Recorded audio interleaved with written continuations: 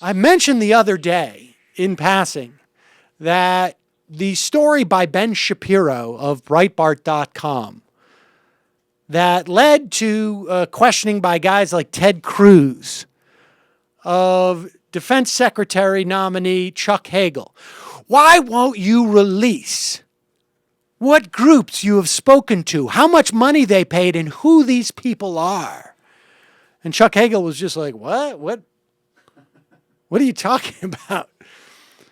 Well, it seems that the right wing and guys like Ted Cruz had convinced themselves that Chuck Hagel was hiding the fact that he was paid money for speaking in front of a group called the Friends of Hamas.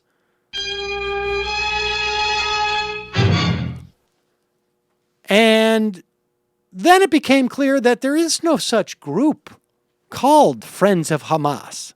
Aside from it being a really ridiculous name of a group that you would name yourself, but aside from that, it would also be an incredibly irresponsible thing just in terms of one's own self-interest. If you were sort of dabbling in politics, to go and speak in front of that group.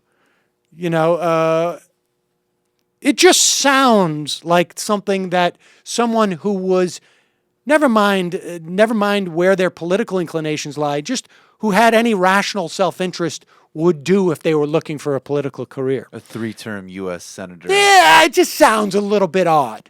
It would make you just first question the premise.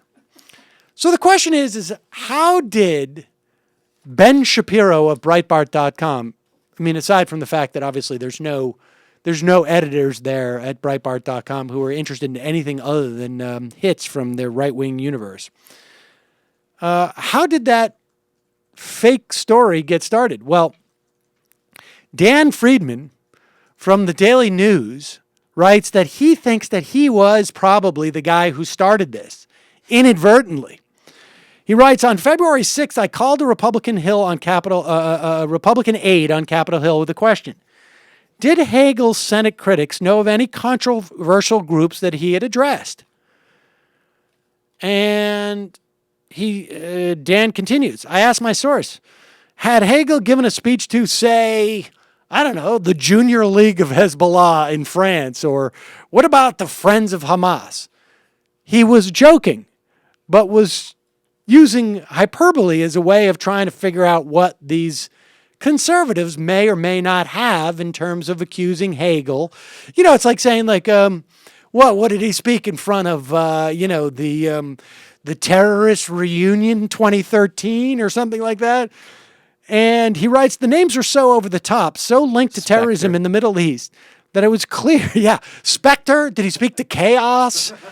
It was clear I was talking hypothetically and hyperbolically. No one would take seriously the idea that organizations with those names existed, let alone that a former senator would speak to them. Or so I thought. The aide promised to get back to me. I followed up with an email as a reminder. Did he get $25,000 speaking fee from Friends of Hamas? Now, one has to wonder if this reporter had written LOL at the end of it, if the aide would have gotten the clue. But apparently not. The source never responded, and I moved on. Then, on February 7th, the conservative website Breitbart.com screamed this headline, Secret Hagel donor? ? White House Spock's ducks question on Friends of Hamas. And Ben Shapiro wrote on Thursday, Senate sources I told Breitbart News exclusively. Yes, there you go.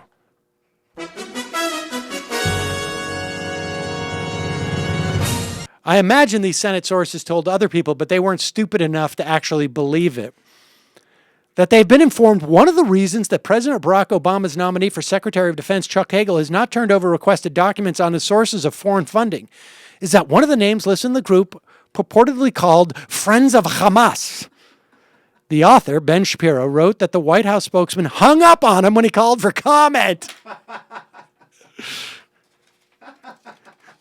Shapiro tweeted the link to his nearly 40,000 Twitter followers. Blogs like RedState.com and the National Review's The Corner linked to it.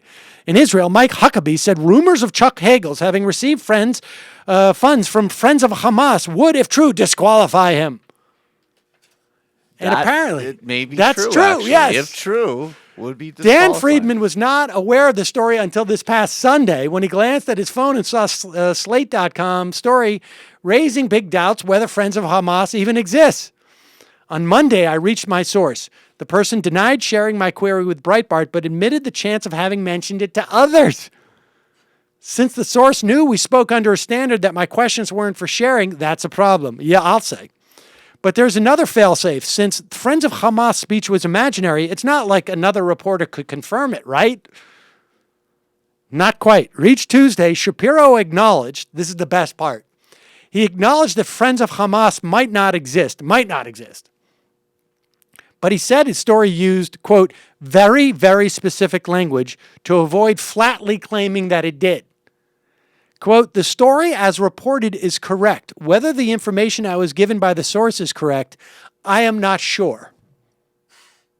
So in other words, folks, if I was to tell you that Ben Shapiro, I have been told, let me put it this way, by Matt sitting across there, that Ben Shapiro is actually a Manchurian reporter for Breitbart.com. His name is not Shapiro, but is in fact a name of Arab origin that he changed as a way of trying to sink the Hagel nomination. I'm reporting you that story. The story, as reported, is true. I can't vouch for what Matt said. The only thing you did there that wasn't the direct parallel is you shouldn't have used Matt's name. Right. I should have said an unnamed source. Because I've in some way indicated the potential for it to be not credible. Right. Or there was actually a human being that you could follow up with some of what you said. Indeed. Well, congratulations, Ben Shapiro on Breitbart.com. You have outdone yourself.